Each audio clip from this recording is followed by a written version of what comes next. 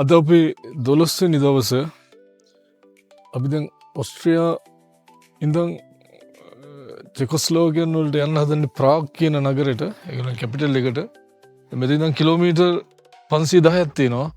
අපි ආපහු මෙතනින් ජර්මනියට ගිහලා ජර්මනියෙන් ආපහු චෙක්කන් වලට ඇතුල් වෙන්නේ. ජර්මනිය කිලෝමීටර් 150ක වගේ ගිහිල්ලා දැන් මම මේ ඉන්න නගරේ ජර්මනියට ටිකක් කිට්ටුව තියෙන්නේ. මම දැන් කිලෝමීටර් 50ක් 60ක් වගේ ඇතුළත අපි ජර්මනියේ බෝඩර් එකට යන්න පුළුවන්. මේ ගමනට මාත් එක්ක සහභාගී වෙනවා ලංකාවේ ඉඳන් ආපු ලාල්ලා අයියත් එයාගේ නෝනත් ඒ වගේම යසිකයි රොසීතයි. ඉතින් අපි බලමු චෙකොස්ලෝවාකියාවට ගිහිල්ලා කොහොමද කියලා. එහි තත්ත්වය මේ මම කවදාකවත් ප්‍රාග් ගිහිල්ලා නැහැ. මම අහලා තියෙන හැටියට ප්‍රාග් සිටි එක ගොඩක් ලස්සනයි. මේ දෙවගලන් මේ පිටිපස්සෙන් බේන්න අපි ඉන්න හෝටලේ අද හරිම ලස්සනයි. ඉර හොඳට පායලා දිනවා. මේ අපි එහෙනම් හම්බෙමු.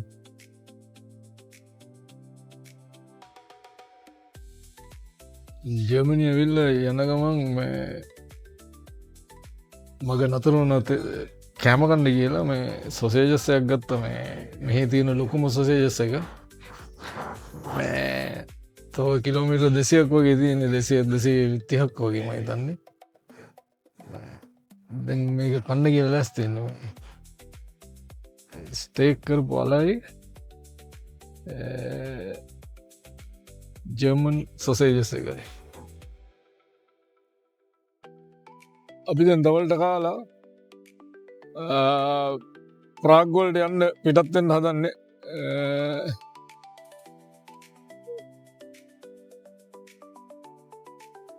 ටිකක් ට්‍රැෆික් තිබ්බා මුන්චන් කියන සිටි එකේ. මේ පෙට්‍රල් ගහන ස්ටෙඩ් එක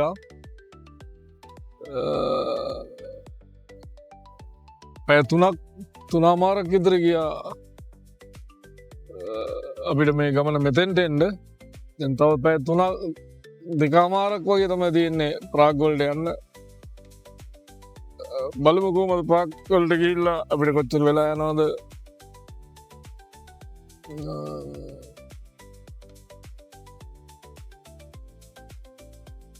මේ තමයි හයිවේ එක. ජර්මනියේ ඔටෝබෑන්ඩ් යන්න පුළුවන් තමන්ට කැමති ස්පීඩ් එකට. ලෝකෙ තියෙන රටවල් වලින් එකම රටයි ඒ විදිහට යන්න පුළුවන් ජර්මනිය විතරයි මම දැනුවත්. මේ ඒකයි මම ගොඩක් ආස ජර්මනියට ඇවිල්ලා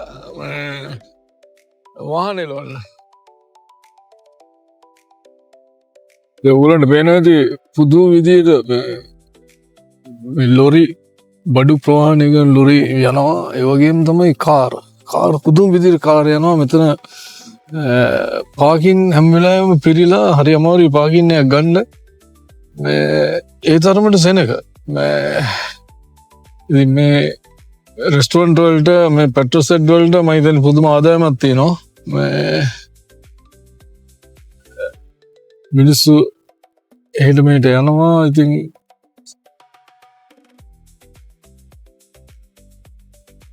අපිත් දැන් කාර් එකට යන ගමන් මිනිස්සු මේ වෙකේෂන් යනකොට ගොඩක් මිනිස්සු පේනවානේ බයිසිකල් අරව මේවත් කාර් එකේ පිටිපස්සේ බැඳගෙන තියාගෙන යනවා. ඒවට ඒවා අරගෙන යන්න පහසුකම් තියෙනවා. ඒවා අපිට අපේ කාර් වල උනත් හයි කරගන්න පුළුවන්. ඒතකොට තමයි යන තැනට ගිහිල්ලා මේ බයිසිකල් ටික පැදලා ඒ වගේ එහෙම තමයි ඉතින් ඒගොල්ලන්ගේ නිවාඩු කාලය ගත කරන්නේ. ඉතින් අපේ පිට ගමනට සහාය දුන්න අපේ කාර් එක තමයි. අපි දැන්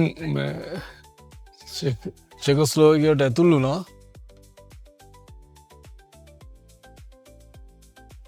අපි මේ දැන් ස්වල්ප මොහොතකට කලින් ෂෙක්කන් වලට ඇතුල් වුණා.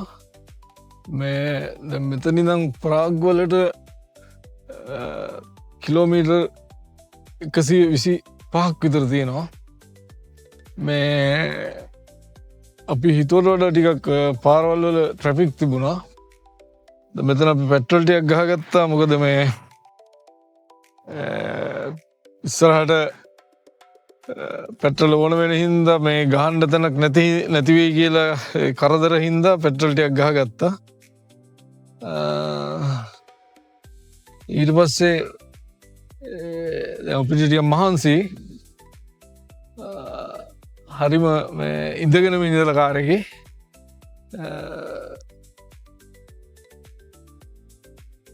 මෙතන මොකක් කරේ මේ ෆැක්ටරි එකක් හරි පිළිම මොනාරි හදන මේ ඉතින් ඔහොම තමයි පේන්නේ චෙකෝස්ලෝකියාව.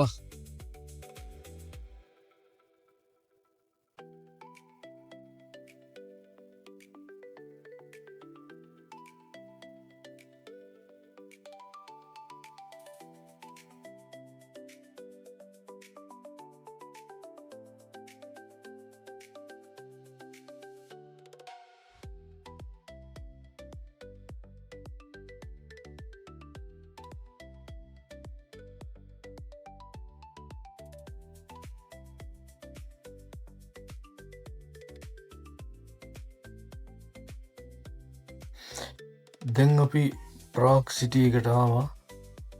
මෙතන තමයි අපි ඉන්න හොටෙල් එක තියෙන්නේ.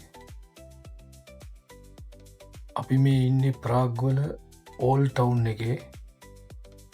ඉතින් අපිට කාර් එක පාක් කරන්න පාසුකම් හම්බුණා අපි ඉන්න හොටෙල් එකේම.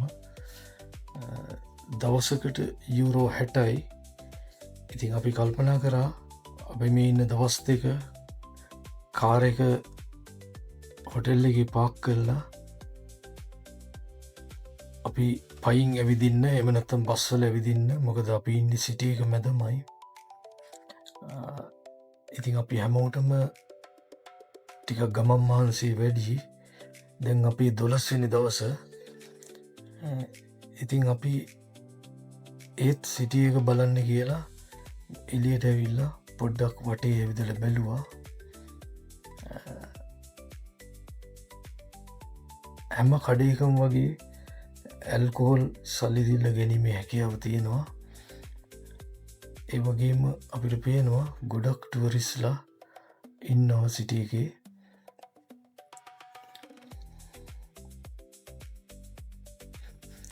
ඉතින් මේගොල්ලන්ට පේන්නේ ප්‍රාග් සිටි එක හරිම ලස්සන පරණ නගරයක්. බොහෝම අලංකාර ගොඩනැගිලි තියෙනවා. ඒ වගේම පාරවලුත් හරිම අලංකාරයි.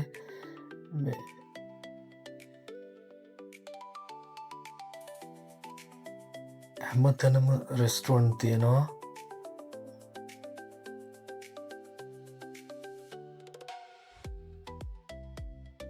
ඉතින් ඕගොල්ලන්ට වගේම මටත් මේක අලුත් අත්දැකීමක්. මොකද මම මේ ප්‍රාග් ගෙන පළවෙනි අවස්ථාව.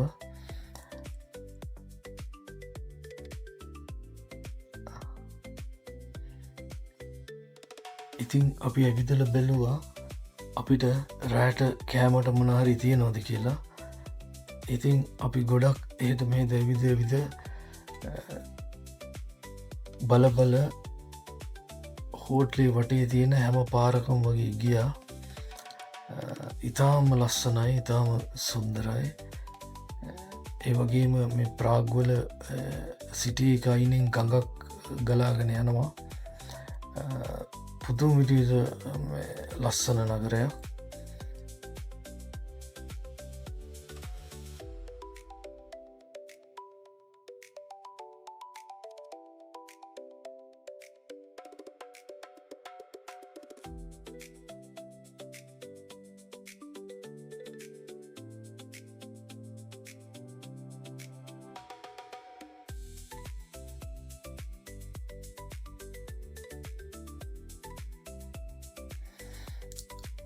අපි ප්‍රාග් වල දවස් දෙකක් ඉඳලා ඊට පස්සේ ජර්මනී බර්ලින් නගරයට යන්න බලාපොරොත්තු වෙනවා. දැන් අපේ 2026 යුරෝපා සංචාරයේ අවසාන දින කීපය අපි ගත කරන්නේ.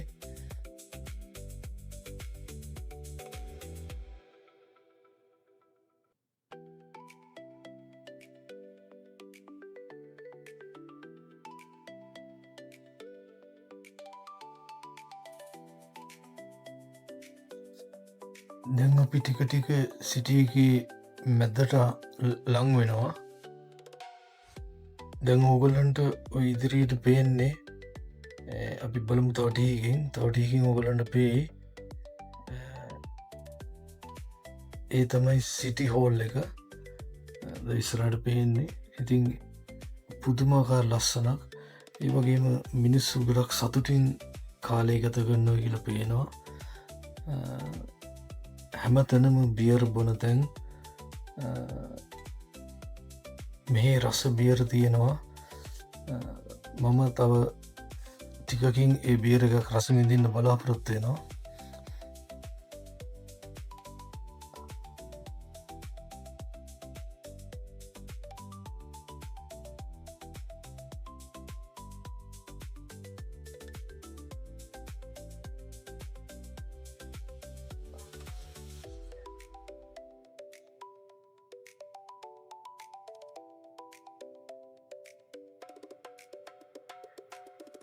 දැන් ඔයගොල්ලන්ට පේනවා ඇති කොච්චර පරණ ලස්සන නගරයක්ද කියලා. ඉතාම අලංකාර නගරයක්.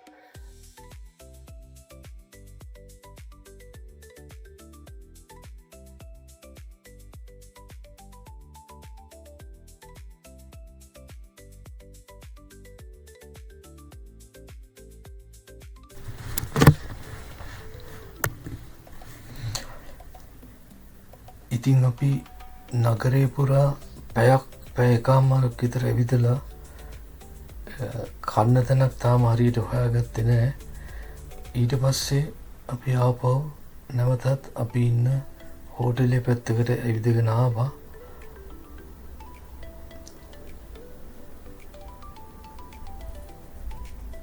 ඉතා විශාල ජනගහනයක් එහෙට මෙහෙට හැම වෙලාවෙම යනවා. කිසිම පාළුවක් තනිකමක් දැනෙන්නේ නෑ.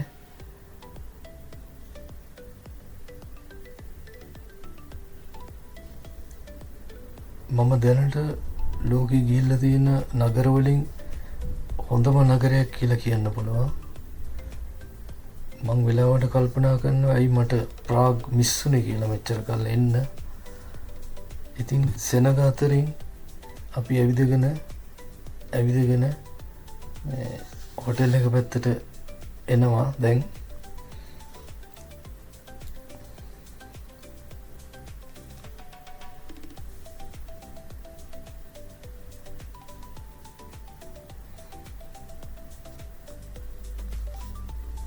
ඉතින් ඕගොල්ලන්ට පේනවා ඇති මිනිස්සු කොච්චර සතුටින් එහෙට මෙහෙට යනවද කියලා.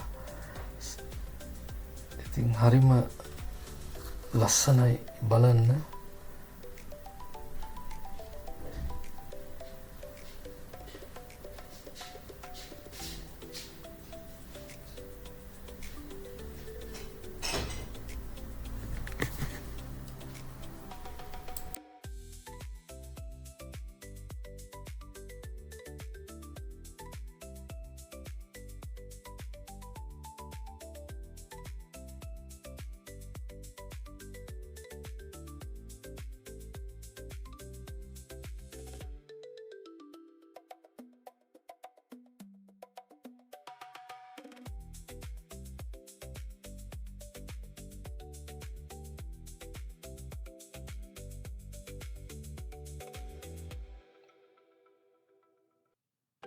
ඉතින් අපි හොයාගෙන යනකොට අපිට හොටෙල් එක ළඟින්ම ඩෝනි කෙබාබ් විකුණන රෙස්ටොරන්ට් එකක් හම්බුණා. මමත් රෝසිත් හරි ආසයි මේ ඩෝනි කෙබාබ් කන්න. මේ කෙබාබ් එකේ පාන් එක හරිම රසයි. ඒ වගේම සලාද වර්ග ගොඩක් දානවා. සෝස් වර්ග 3ක් දානවා. ඉතින් මේ කෙබාබ් එකක් මට තනියෙන් කන්න බෑ, ඒ තරම් විශාලයි. මේක සාමාන්‍යයෙන් ජර්මනය නම් යුරෝ 7-8 වගේ වෙනවා. ඉතින් අපි තීරණය කරා කෙබාබ් 2ක් අරගෙන කන්න. ඉතින් මේ කෙබාබ් හදන මල්ලි හරි ෂෝක් එකට කෙබාබ් හදනවා. එහෙමනම් මම අදට සමුගන්නම්. හෙට අපේ 13 වෙනි දවස අපි තව වීඩියෝ එකකින් හම්බෙමු. එතකන් ඔබලට සුබ දවසක්.